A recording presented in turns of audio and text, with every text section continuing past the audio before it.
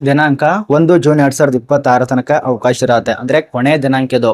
Application start ಆಗಿರೋದು ಮೊದಲನೇ ಇಲಾಖೆ 1/5/2026 ಸ್ಟಾರ್ಟ್ ಆಗತ್ತೆ. ಎರಡನೇ ಇಲಾಖೆದು 28/4/2026 ಸ್ಟಾರ್ಟ್ ಆಗಿದೆ. ಇಲ್ಲಿ ಕರೆದಿದ್ದಾರೆ ಇದು. ಇಲ್ಲಿ ನೋಡಿ, ಆಫೀಸರ್ ಟ್ರೈನ್ ಅಂತೇಳಿ ಕಂಪನಿ ಸೆಕ್ರೆಟರಿ ಅಂತೆ. ಇದು ಸಂಪೂರ್ಣವಾಗಿ ಕೇಂದ್ರ ಸರ್ಕಾರ ಅಂಡರ್ನಾಗ ಬರುವಂತ ಸಂಸ್ಥೆ, ಪವರ್ ಗ್ರಿಡ್ ಕಾರ್ಪೊರೇಷನ್ ಅಂತೇಳಿ. ಇದು ಎರಡನೇ ಇಲಾಖೆ ಆಗಿರತ್ತೆ. ಇನ್ನು ಮೊದಲನೇ ಇಲಾಖೆ ಯಾವ್ದಪ್ಪ ಅಂದ್ರೆ ಅಲ್ಲಿ ಹವಾಲ್ದಾರ್ ಪೋಸ್ಟಿಗೆ ಅಪ್ಲಿಕೇಶನ್ ಕರೆದಿದ್ದಾರೆ. 122 ಪೋಸ್ಟ್ ಇದಾವೆ. ಎಲ್ಲ ಮಾಹಿತಿ ಇರತ್ತೆ. ಒಂದ್ ಇಲಾಖೆಯಲ್ಲಿ ಏನಾದ್ರು ನೇಮಕಾತಿ ಮಿಸ್ ಆದ್ರೆ ಇನ್ನೊಂದು ಇಲಾಖೆಗೆ ಅಪ್ಲಿಕೇಶನ್ ಹಾಕಿ. ಒಟ್ಟಾರೆ ನಿಮ್ಗೆ ಜಾಬ್ ಸಿಗಬೇಕು. ಇದಕ್ಕಾದ್ರೂ ಅಪ್ಲಿಕೇಶನ್ ಹಾಕಿ. ಗೌರ್ಮೆಂಟ್ ಜಾಬ್ ಇದೆ. ಹವಾಲ್ದಾರ್ ಪೋಸ್ಟಿಗಾದ್ರೂ ಅಪ್ಲಿಕೇಶನ್ ಹಾಕಿ. ಮಹಿಳೆಯರಿಗೆ ಅವಕಾಶ, ಪುರುಷರಿಗೆ ಅವಕಾಶ. ಮತ್ತೆ ಇನ್ನೊಂದು ಸೆಕೆಂಡ್ PUC ಅವಕಾಶ ಇರತ್ತೆ, ಒಂದು ಡಿಗ್ರಿದವ್ರಿಗೆ ಅವಕಾಶ ಇರತ್ತೆ. ಎರಡೂ ಕೂಡ ಒಂದರಲ್ಲೇ ಚರ್ಚೆ ಮಾಡ್ತಾ ಇರೋದು. ಬನ್ನಿ ಒಂದೊಂದೇ ನೋಡೋಣ.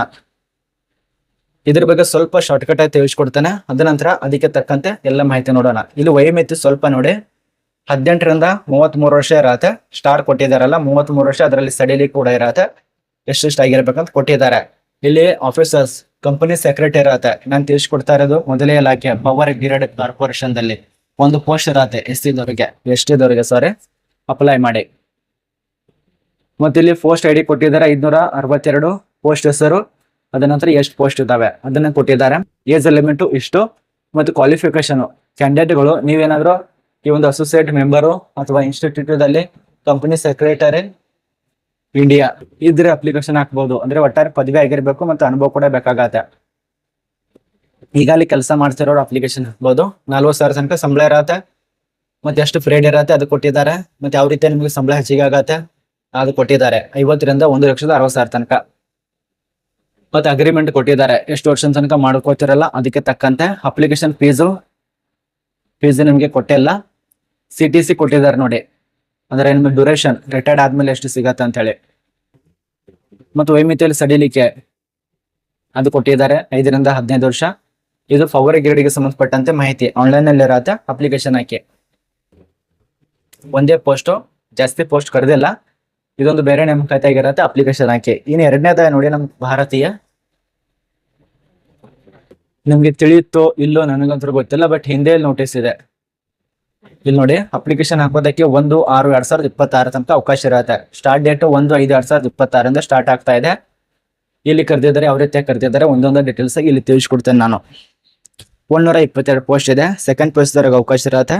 ಪೊಲೀಸ್ ಅಧೀನ ಸೇವಾ ಆಯೋಗದಲ್ಲಿ ನೇಮಕಾತಿ ಆಗಿದೆ. ಇದು 122 ಪೋಸ್ಟ್ ಹವಾಲ್ದಾರ್ ಪೋಸ್ಟ್ ಅಂದ್ರೆ ಬೋಧಕ. ಸೆಕೆಂಡ್ PUC ಆಗಿರ್ಬೇಕು.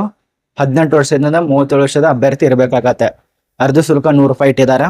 ಆಯ್ಕೆ ಪ್ರಕಾರದಲ್ಲಿ ದೈಹಿಕ ಪರೀಕ್ಷೆ ಇರತ್ತೆ, ಲಿಖಿತ ಪರೀಕ್ಷೆ, ಸಂದರ್ಶನ. ಅದೇನ ಆಗಲೇ ತಿಳಿಸ್ಕೊಟ್ಟೇನಲ್ಲ ಪವರ್ ಗ್ರೇಡ್, ಅದಕ್ಕೆ ನಿಮ್ಮ ಅನುಭವದ ಮೇಲೆ ಆಯ್ಕೆ ಮಾಡ್ತಾರೆ. ಇದಕ್ಕೆ ಫ್ರೆಶರ್ ಅಪ್ಲಿಕೇಶನ್ ಹಾಕ್ಬಹುದು. ಇದು ಆನ್ಲೈನ್ ಇರತ್ತೆ. 1ನೇ ತರದಿಂದ ಇನ್ನೂ ಸ್ಟಾರ್ಟ್ ಇಲ್ಲ. 1ನೇ ತರದಿಂದ ಸ್ಟಾರ್ಟ್ ಆಗತ್ತೆ. ಆದ್ಮೇಲೆ ಅಪ್ಲಿಕೇಶನ್ ಹಾಕಿ. ಗೊತ್ತಾಗಿದೆ ಅಂತ ಅನ್ಕೋತೀವಿ. ಪೊಲೀಸ್ ಅಧೀನ ಸೇವಾ ಆಯೋಗ, ಬಿಹಾರ್ ಪೊಲೀಸ್ ಅಧೀನ ಸೇವಾ ಆಯೋಗ ಅರ್ಜಿ ಸಲ್ಲಿಸಿದ್ರೆ ಪಾಟ್ನಾದಲ್ಲಿ ಕೆಲಸ ಇರತ್ತೆ. ಸಂಬಳದ ಬಗ್ಗೆ ಇಲ್ಲಿ ಯಾವುದೇ ರೀತಿಯ ವಿವರಣೆ ಕೊಟ್ಟಿಲ್ಲ. ಎಲ್ಲ ಮಾಹಿತಿ ಗೊತ್ತಾಗಿದೆ ಅಂತ ಅನ್ಕೋತೀವಿ. ಇನ್ನು ಉಳಿದಂತ ಮಾಹಿತಿ ಬೇಸಿಕ್ ಆಗಿ ಇಲ್ಲಿ ನೋಡಿ, 122 ಪೋಸ್ಟ್ ಇದಾವೆ.